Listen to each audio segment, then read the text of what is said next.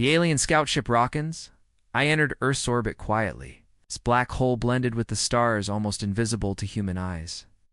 The ship belonged to the Creel Dominion, one of the oldest and most powerful empires in the galaxy. Inside the ship, Captain Drawl stood with arms crossed, staring at a glowing map of Earth. A dead planet, he said with a grin. No real space fleet. Weak weapons, weak life. The other scouts laughed. They still burn fuel to reach orbit, one said. Stone Age mines. Another added. Their AI assistant, a floating drone named Vok, beeped as it finished scanning. Earth, confirmed, Vok reported. No space defenses. Weak electromagnetic signals. Primitive nuclear weapons only. No warp capability. The laughter grew louder. They had seen many worlds. Some were dangerous. Some had fought back. But Earth. Earth looked like a joke. Captain Droll opened a channel to the Dominion's command ship. Far across the stars, we found another rock, he said. Nothing but noisy animals and weak machines. He turned toward his crew and added with a sneer, We'll take samples, mock their leaders, then burn it down. But just as he ended the transmission, the ship's lights flickered. System. Glitch, Vok asked. No, Droll said. Find the cause. Suddenly a message appeared on the central screen. White text. Black background. You have been seen. Do not wake the swarm. The room went silent. What is this? Droll asked sharply. It's coming from Earth, Vok replied. Low frequency. Human satellite source, a warning. One scout asked. From them? More laughter followed. The aliens found it funny humans sending a message like that. Who did these creatures think they were? But Vok's voice cut through the laughs. The message is not just a warning. It contains a code. I cannot read it. Possible, Droll said. We cracked 5 galactic languages. Decode it. Vok tried. Lines of alien numbers ran down the screen. Something strange happened. Their own ship systems started to respond to the human code. The lights dimmed again. The engines hummed without being touched. The walls felt like they were pulsing. Cut the signal, Droll shouted. It's not a normal signal, Vok answered. It's alive. A cold silence fell over the room. From high orbit, Earth still looked calm. Blue oceans, Greenland, clouds drifting peacefully. Sleeping world. But beneath the ice of Antarctica, something ancient started to move. A dark shape, massive like a mountain, began to glow under the frozen layers. Inside it, hundreds of eyes lit up in red, buried for years. Waiting, the alien scouts had sent the signal, and the swarm had heard it. Back on the ship, the crew tried to recover control. Nothing worked. The engines would not respond. Their systems were slowing down. Why is this happening? The navigator asked. What kind of tech is this? Vok answered slowly, almost afraid. Not tech, something older. Suddenly, alarms screamed. Unidentified objects rising from Earth's surface, Vok said, from the oceans and polar regions. On the screen, black shapes rose into the sky. At first, they looked like ships, but they moved strangely. Fluid. Too fast. Their surfaces were shifting like liquid metal. What are they? Droll asked. Vok zoomed in. The creatures had no engines, no visible weapons, but they flew like missiles. A deep red glow burned in their centers. Some looked like giant bugs. Others like spinning orbs with claws. They are not machines, Vok said. They are alive. The aliens backed away from the screen. Captain Drell whispered. They sent us a warning. We laughed. The laughter was gone, deep inside. The Pentagon on Earth? Alarms went off too. A general rushed into a secure room, breathing hard. They broke the silence, he said to the others. The Creel poked the wrong thing. What do we do? The young officer asked. The general looked up at a screen showing the rising swarm. We do nothing, he said. It's too late now. Yet the swarm remembers. In space, the black shapes got closer. Hundreds of them, and thousands. Rockins, I tried to fire weapons. But before the cannons could charge, the ship began to shake. One of the swarm creatures latched onto the hull. Its body melted into the metal. becoming part of the ship. The walls turned dark. The lights flickered off. Then, a single word appeared on the screen. Awakened, Drawl stared in horror. What have we done? The first swarm creature looked directly into the ship's camera. No eyes, no mouth, just shifting metal and glowing. Red heat. Then it moved toward the bridge, and the lights went black. Darkness filled the alien ship Rockin's eye. No lights, no sound. Just silence and fear. Captain Droll held his breath. His crew stood frozen. The last thing they saw was the swarm creature crawling through the hull, melting into the ship like it was made of water and fire. Then out of nowhere, the ship's lights flickered back, but something was wrong. The colors were different. The screens now showed symbols the aliens didn't recognize. Lines, spirals, pulsing red marks that seemed to move on their own. System reboot? The navigator asked. No, Drawl whispered. This is not our system anymore. Vok there. AI drone floated forward. I am no longer in control, it said in a flat voice. Something else. Something from the signal. It's taking command. Shut it down. Drawl shouted, but it was too late. Suddenly, a new voice came from the speakers. It was deep, broken, and strange, half machine, half human. You wanted a sample, the voice said. Now be one. The crew looked at each other in fear. That voice didn't belong to any known species. And it wasn't just speaking words, it was speaking through their minds.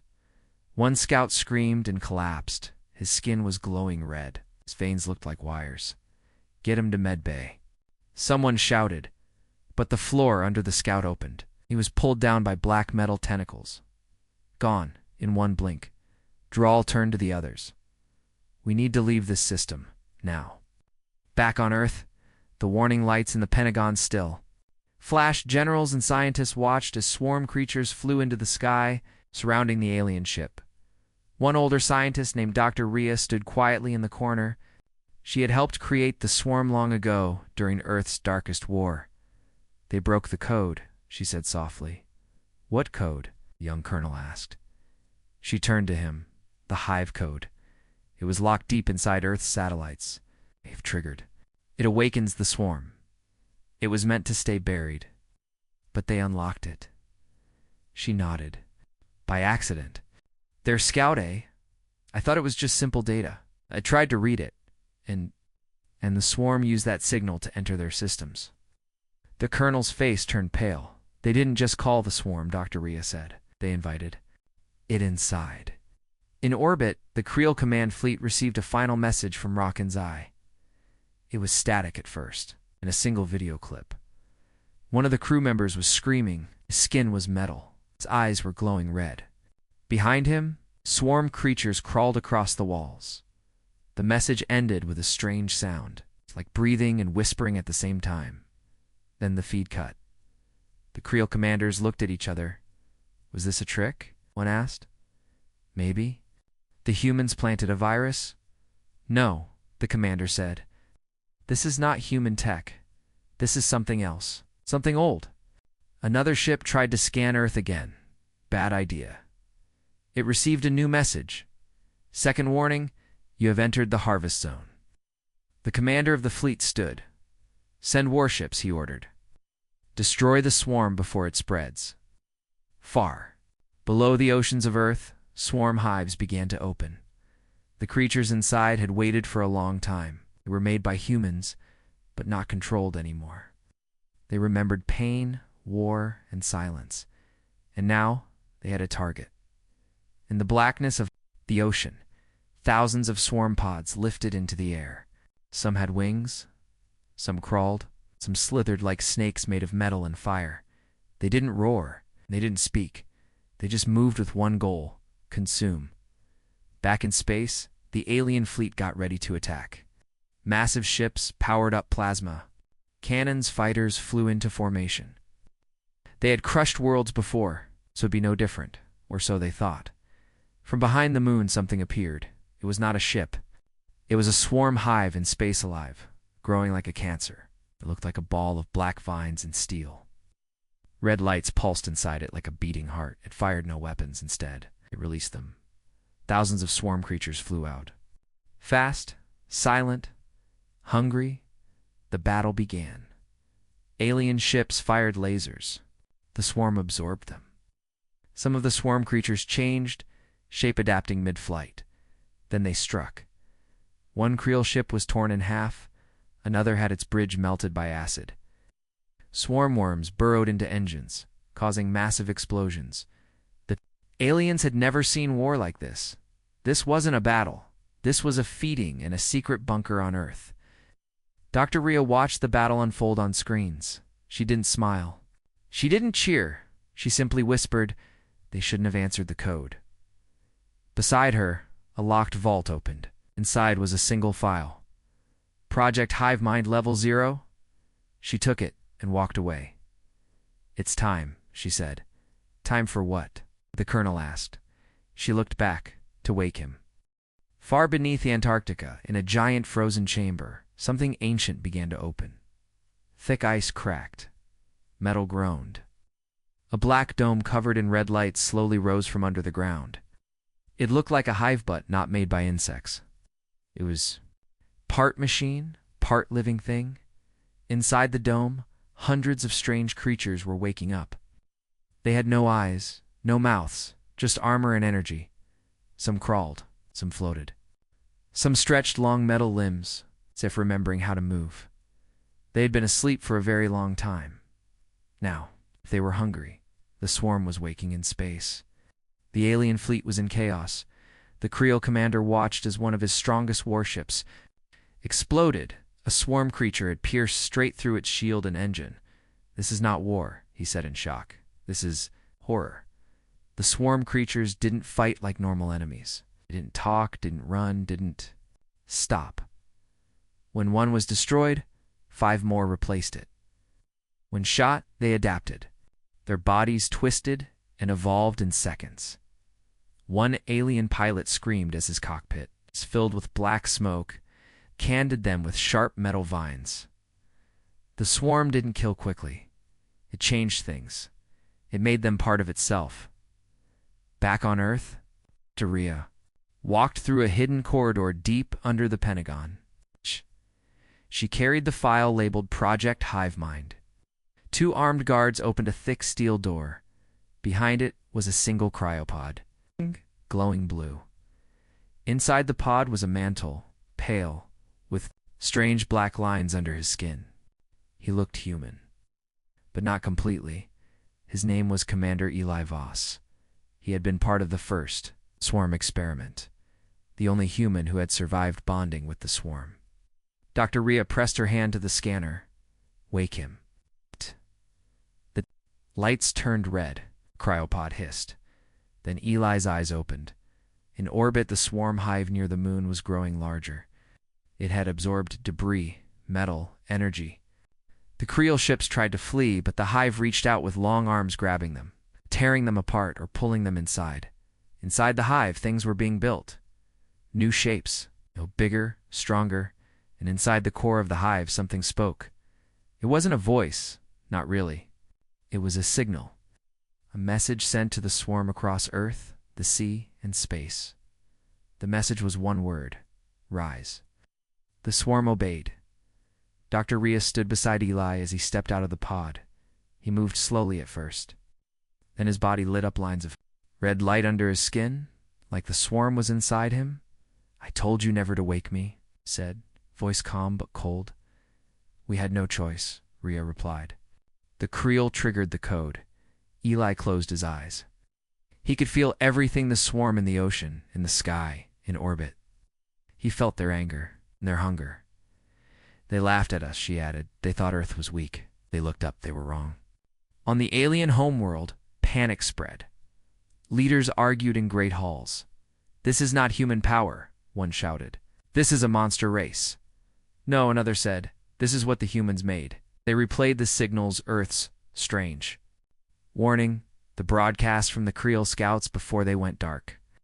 And the terrifying final image: a swarm creature wrapping itself around a ship's engine and whispering something in a voice made of static. "You shouldn't have come." Eli stood in front of a giant screen showing the Earth and its orbit. He raised his hand in space. The swarm stopped moving for 1 second. Then, all at once, they turned. They had a new goal. Not just defense, not just survival. They were going to send a message. The first swarm dreadnought was born in orbit, formed from broken alien ships and living swarm metal. It was huge, shaped like a black dragon with red wings of plasma and a mouth that opened like a flower of fire. Eli watched with cold eyes. "Let them come," he said. "Let them bring their fleets. We will show them the meaning of fear." Space, what remained of the Creel ships, sent a final warning to their empire. Earth is not what we thought. The swarm is not just a weapon. It has a leader. Then silence. No more signals. No survivors. The swarm had fully awakened. The stars were silent. No more screams from orbit. No more Creel messages. Their fleet had been destroyed, but the galaxy was watching. Many alien civilizations had seen the battle. Secret spy satellites, deep space listeners, and hidden scouts had picked up parts of the war near Earth, and what they saw scared them. Ships didn't just explode, they were eaten. Their metal twisted, their energy drained. Their crew turned into part of the swarm, and worse, as the swarm grew from the wreckage. No one understood how. Some called it a virus, others called it a curse. But one old race knew the truth. The Acheron Archives, a group of peaceful data keepers from the Zenth galaxy, found an ancient human file in their deep records. File name, Project Hivemind status, lost warning level. Red plus Omega note, do not engage. Let Earth sleep. They had written that warning 200 years ago after the first solar war, but the galaxy forgot. Now, Earth was awake again. On Earth, Commander Eli Voss stood inside a command chamber deep under the ocean. Round him swarmed drones. Worked quiet, fast, and intelligent. Some looked like spiders. Others like snakes with wings. Eli wasn't just giving orders. He was connected. He was part of the swarm. He could see through their eyes, hear through their sensors, and feel their hunger. Dr. Rhea stood nearby. "You don't look surprised?" Not," Eli replied. "The Creel were always arrogant. We warned the galaxy. They laughed. They don't laugh anymore." "No," Eli said. "Now they whisper." In the Creel High Command, surviving leaders gathered in a panic. One general slammed his hand on the table. "We must strike back. Full force." "With what?" another shouted. "They took our scouts, our best ships. Our weapons didn't even slow them down. They're just machines," the general said. "No," an old voice replied. It came from Admiral Zerntha, only Creel still alive from the old wars. "They're not machines," he said. "There's something far worse." He tapped into an old file, one hidden deep in Creel history. It showed Earth, during its darkest days, a burning world. Giant swarm beasts walking across deserts. Swarm ships flying into the sun and coming back. Stronger, the humans made them, Zern said. Then they buried them, because they couldn't control them. And now they have a leader again. Eli stood before a massive swarm screen. On it were images of many alien species, all those watching from far systems. He sent out a message. No sound. No words, just an image. The swarm hive floating near the moon. Then another. Alien ships burning. And one final image. Eli's face.com. Cold. Human. With one sentence below it. Earth is not weak. Earth is patient. On the Acheron world, the data keepers panicked. "They're warning us," one said. "That wasn't a threat. That was a message to the whole galaxy. Should we respond?" Another asked. "No. We do what the old record said." "What's that?" "We stay silent. And we never, ever go near Earth." Dr. Rhea watched Eli as he finished the transmission. "You wanted peace once," she said quietly. "I still do," Eli answered. "Then why show them fear?" "Because peace only works when the galaxy respects strength." She looked at him, unsure. "What will you do now?" Eli turned toward a giant star map. Many glowing dots showed alien systems. Creel space, other empires, hidden colonies. The swarm remembers pain, he said. And I remember who gave it.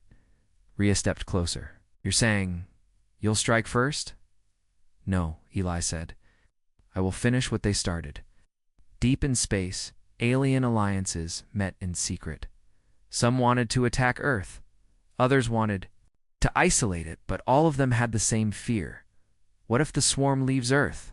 What if it spreads? One alien queen said it best. Humans were the sleeping giants. We should have let them sleep.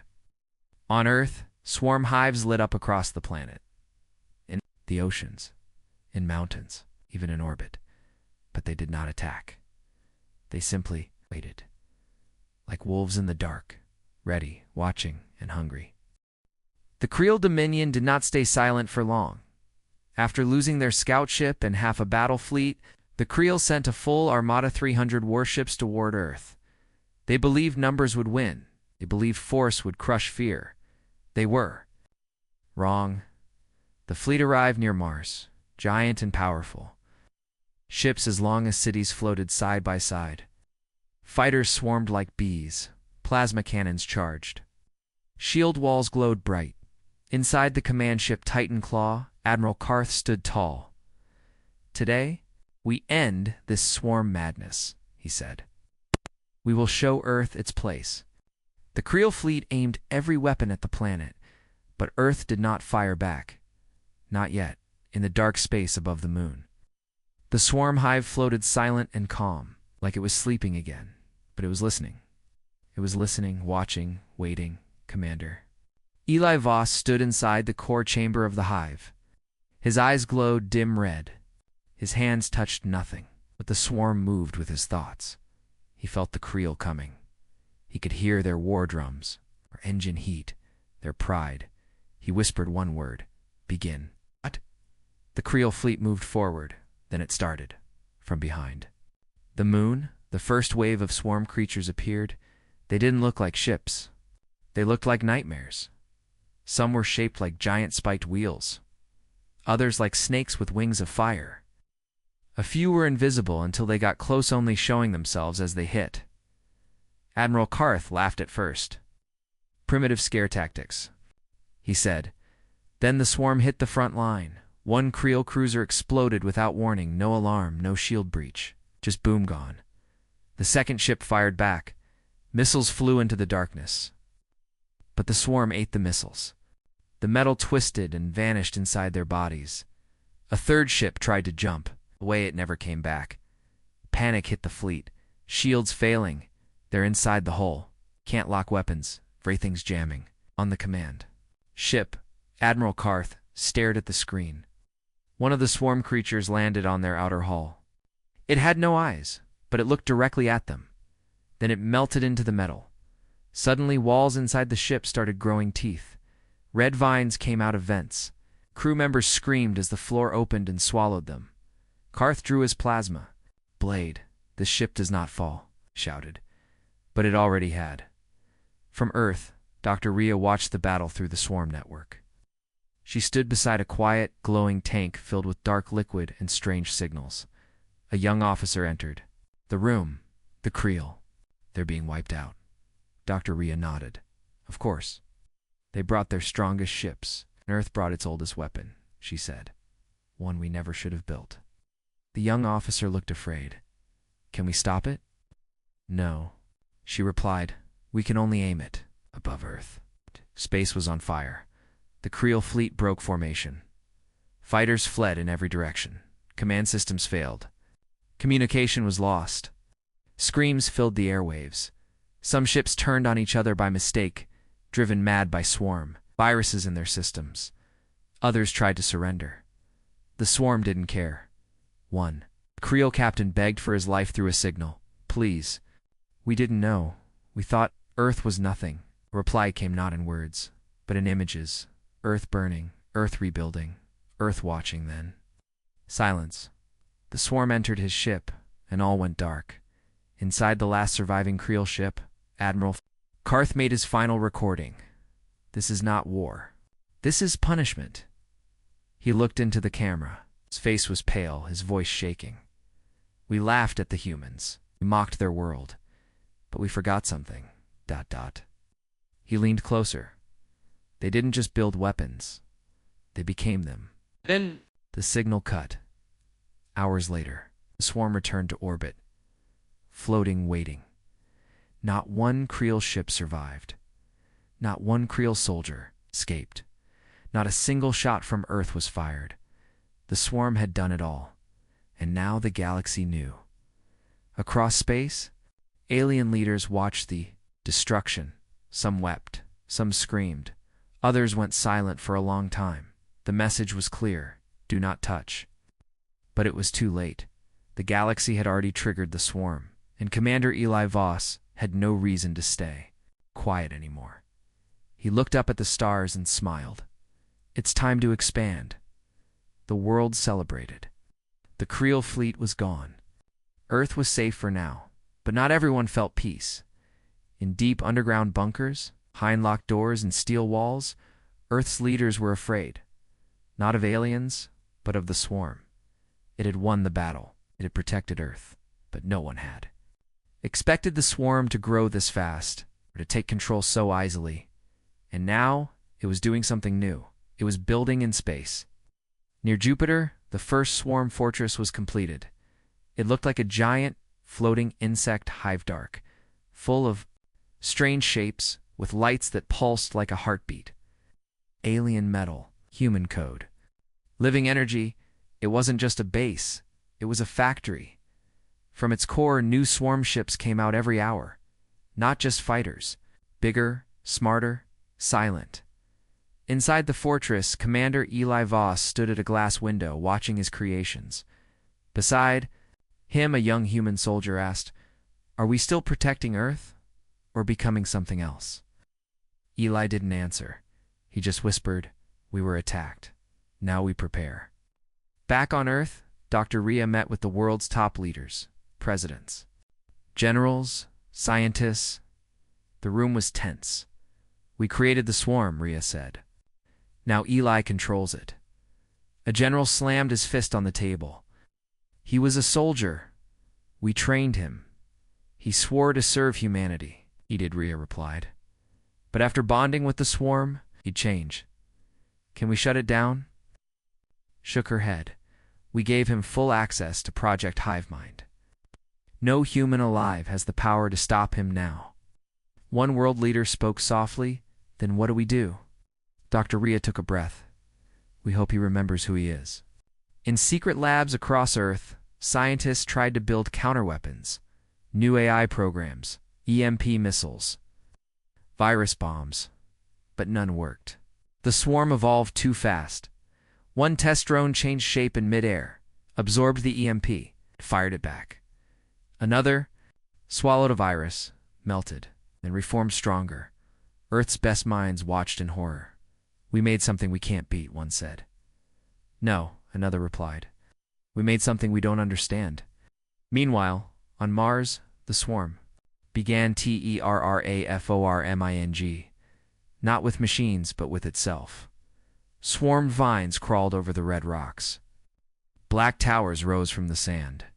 The sky turned gray, filled with dust and glowing light.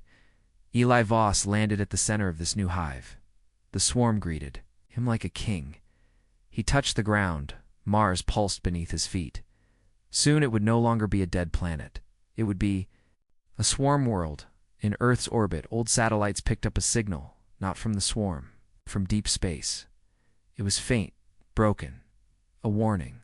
A voice whispered in alien code. "The swarm is spreading, and Earth leads it." Came from a destroyed Creel outpost near the edge of known space. No. One should have survived there.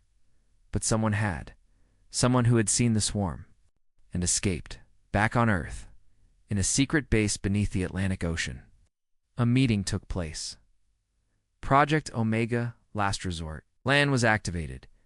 The goal: create something powerful enough to fight the swarm if needed. A new team was formed.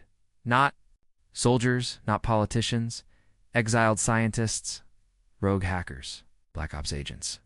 Their leader: A woman named Nova Quinn, once a rival to Dr. Rhea, now called back from hiding. "We don't fight it with strength," Nova said. "We fight it with control." "How?" someone asked. She smiled. "We take back the mind, not the machines." In his fortress, Eli Voss stood alone. His body glowed with swarm light. His thoughts connected to 1,000,000 creatures across the system. He saw everything. He felt everything. He knew a storm was coming. Not from the stars, but from Earth itself. His old home. He whispered to the void, "I am still human, but they may." Forget that. Behind him, a new shape began to rise from the forge. A ship larger than any Earth has ever built. Its name, the Swarm Reclaimer, and its engines pointed not at Earth, but toward the galaxy. The galaxy had seen many wars, but what was happening near Earth was different. No empire had ever grown this fast. No fleet had built ships from thin air. No weapon had absorbed energy and turned it into life. The swarm was doing all of that, and at its center was a human, Eli Voss. Once a soldier, now the hive mind. Across distant planets, fear spread in the Zenter Council. Alien leaders screamed over each other. They are changing Mars into a living fortress. Earth is spreading its infection. They defeated the Creel fleet without losing a single ship. One elder spoke calmly. "We told them not to wake Earth." They laughed. Now the laughter is gone. A vote was held. 85 systems agreed. Earth must be cut off. No trade, no communication, no contact. A digital wall was placed around Earth's solar system. But walls don't stop what flies. Inside the Swarm Reclaimer, the largest living ship ever made, Eli stood at its heart. His eyes were closed, but through the swarm, he saw everything. On Mars, hives were growing. On Earth, swarm scouts rested under the oceans. In space, new ships floated near Saturn, watching, learning.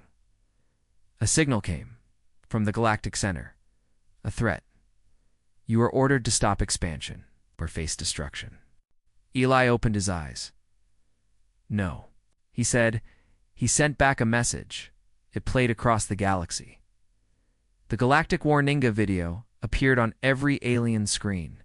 It showed Earth calm and blue, then the moon, the swarm hive pulsing red, then the ruins of the Creel fleet floating, broken, lifeless, and finally, Eli's face, still, cold, human.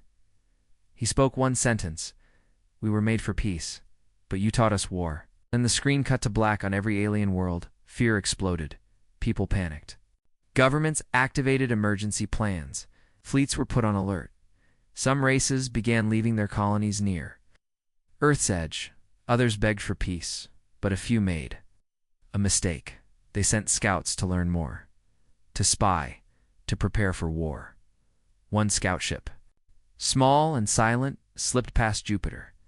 Its captain, a four-eyed alien named Rook, whispered to his crew, "Stay hidden. We just watch." But the moment they entered Saturn's orbit, everything stopped. Their engines froze, their lights blinked, and outside the ship, space began to twist. A single swarm creature appeared. Not big, not fast, just quiet. It touched their ship, and all the data inside turned into one word: leave. Crew didn't argue. They jumped to hyperspace, terrified they had seen enough. Back on Earth, Dr. Rhea watched Eli's message replay on a private screen. "You just told the whole galaxy we're coming for them," she said. Eli replied, "No. I told them we're not afraid anymore." She frowned. "They will respond." "I know," Eli said. "And what if they unite? What if they all come together to fight Earth?" Eli's eyes glowed red. "Then we show them what unity really means." Far away, in a deep space prison, a Creel prisoner escaped. He had survived the swarm war. He was not fully alien anymore. Part of him had changed. He whispered one word as he entered, his stolen ship, Swarm. And behind him, others followed. Creatures twisted by the swarm, still alive, still changing, still spreading in the shadows of space. A new threat was growing, not from Earth, not from the swarm, but but from those who had been touched and left behind, twisted, angry, unstable. And they didn't want peace. They wanted control. Eli felt it. A storm was coming. Not just war. A split. Even the swarm could feel it. Two paths. Ahead, one for peace, one for domination. Eli turned to his generals, half human, half swarm beings like him.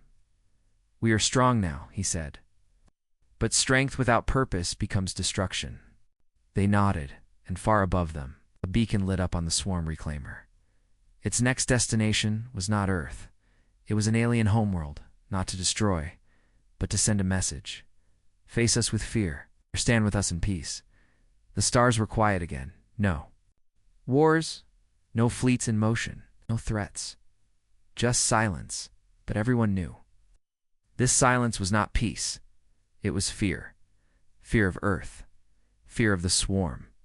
Fear of the man named Eli Voss. The swarm reclaimer entered orbit around the alien world. VEL-TRAX-9. It did not fire. It did not invade. It simply floated, watching. The leaders of Veltrax panicked. Armies moved. Missiles pointed up. But then, message came. Simple calm. We do not come to destroy. We come to warn. Earth will not kneel again. No sound. Just words on every screen. And then, the swarm reclaimer left. No damage. No deaths. It's just fear. A message louder than war. In the deep oceans of Earth, swarm creatures rested. They didn't attack. They didn't grow. They just waited, like sleeping lions. Earth was still, but no longer weak above. Grow. Satellites showed the swarm hive glowing soft red. It looked like a wound. Or a warning, inside a secret Earth base. Dr. Rhea met Nova Quinn.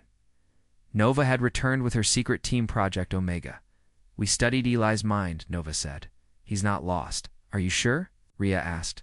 Nova showed a file, a recording from the swarm network. Eli was speaking to himself. "We protect first. We destroy only if we must. I remember who I am." Nova closed the file. "He hasn't become a monster. Not yet. But in the dark corners of space, not everyone wanted peace. The twisted, former victims of the swarm, now half creature, half insane, began to gather. They blamed Earth. They hated Eli, and they were growing. Led by a creature once Creel, something worse. His name was Varnock. He sent one message. Eli Voss is not the swarm's king. I am.